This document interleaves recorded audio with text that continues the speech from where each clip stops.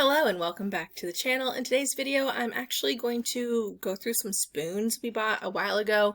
I mentioned them a couple times in the Salvation Army video. They did come from the Salvation Army. I'm going to have little bits and pieces from those videos mixed in here because I cut them to show the spoons and what I was getting them out of.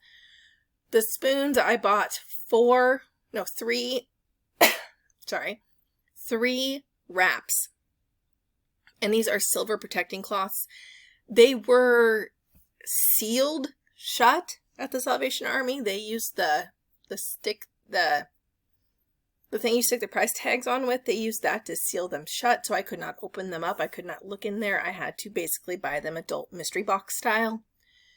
But I knew because they were in a non-tarnish, like a tarnish preventing cloth, I knew that they had to have at least some silver content in them. Most of them were silver plated, but there were, I want to say, at least 5 that were silver. And you can kind of tell the difference between silver and stainless steel. I've shown videos of me photographing stainless steel before, and the silver is much lighter on the camera. It's more,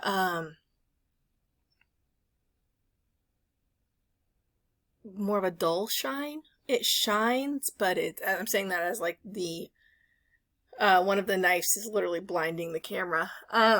It's shiny, but not mirror shiny, if that makes any sense. And they are usually a much lighter color, and they tend to weigh less. Silver is a very heat-sensitive metal, very malleable metal. When buying silverware, be aware too that sometimes they are bent or damaged because, again, silver is very malleable. If you've ever had like a silver ring or something, it'll bend itself around your finger after a time because of the heat. But I don't know like why these were priced so cheap. They were $2.99 a roll. And they'd been there a while, according to the lady. She was like, someone finally bought those. I will say there was definitely an eBayer behind me in line because he was like, oh, that's a score. And I didn't know if there was 1 spoon or 100 spoons in these. I could not tell how full they were. I could not unwrap them. I could not figure it out. So I was just hoping. Are they complete sets? No. Are there a bunch of mismatched things? Yes. Are most of them silver plated or silver? Yes. So again, score. If you find an anti-tarnish cloth, by the way, do not wash these. Do not put them in the dishwasher. The anti-tarnish cloths, or they'll lose their anti-tarnish abilities. I'm actually going to sell those separately later on. But this is I'm trying to count off the top of my head, but again, most of them are silver plated. Some of them are silver. I sold most of these as I was listing them. I would list one and start listing another one, and the one I just listed would sell.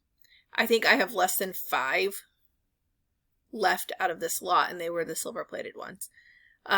Somebody said, if you keep listing them, I'll keep buying them. So as soon as I would list them, he would buy them.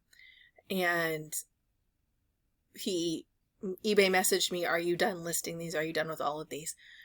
And I said, yes. And so he cashed out and he bought a grand majority of it. So again, this is me clipping too, where I'm starting to look the jewelry up and go through it. Oh, this is the vintage placemat. I'm getting that out of the way.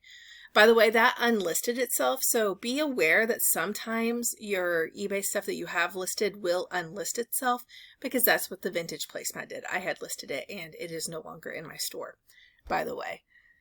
It was really hard photographing these. Granted, I have a new photographing light set up now with LED lights that don't glare as much, and I think that'd be easier to photograph those with that. My husband's also to the side of me. I clipped him out of this.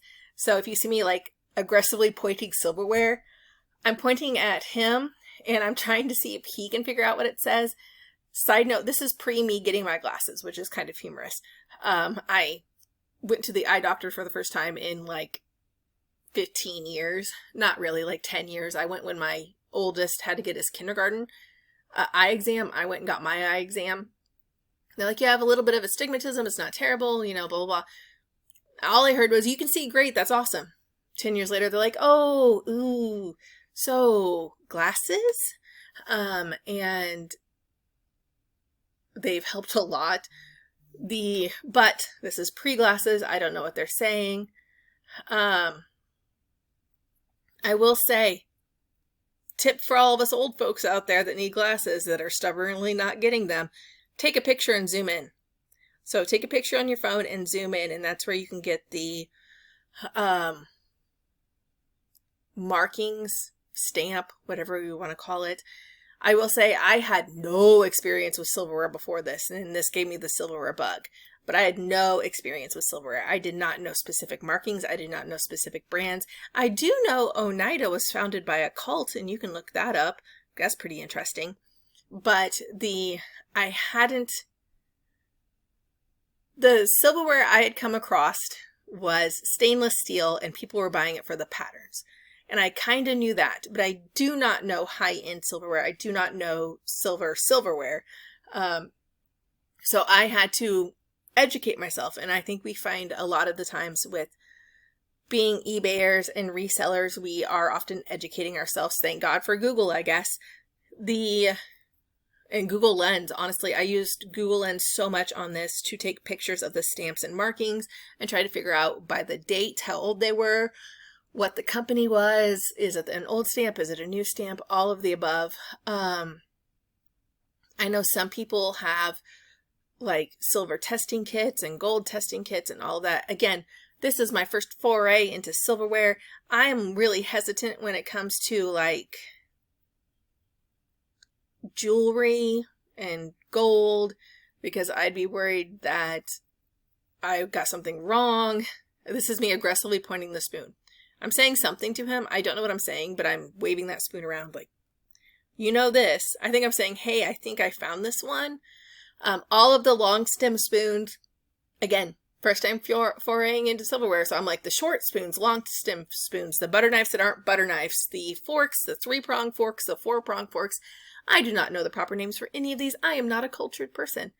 I am trying to figure out how I want to list them. Do I want to list them as large groups? Do I want to list them as smaller groups? Because I do have enough here that I could do 2 lots if I wanted to, possibly more.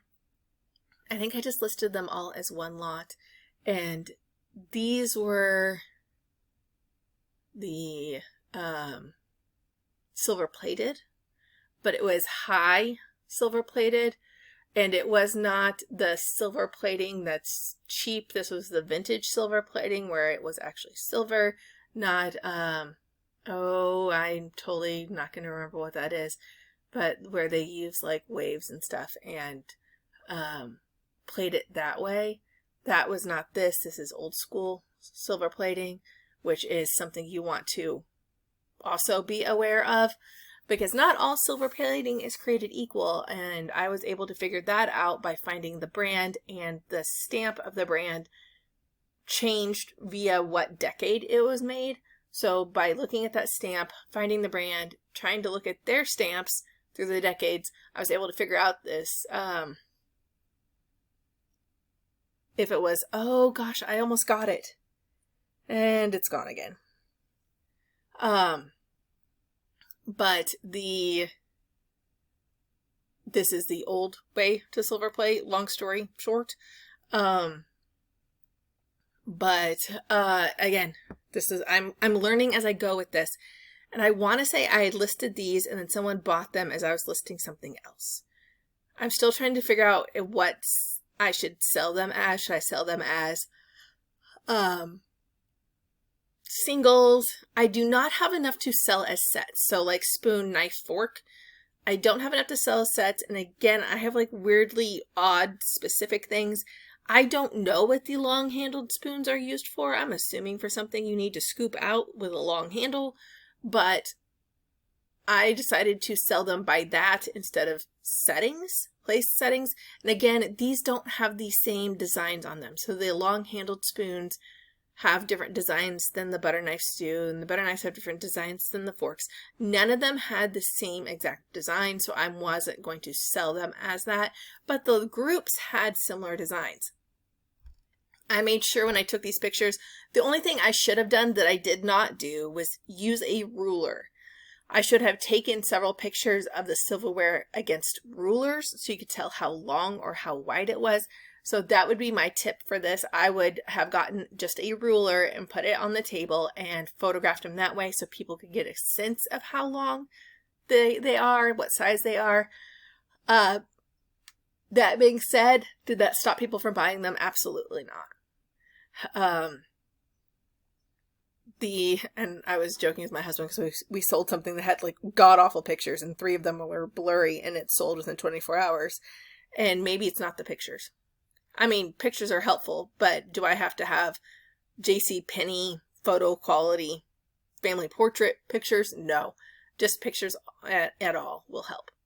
Thank you for watching the channel. Please like and subscribe and have a productive day.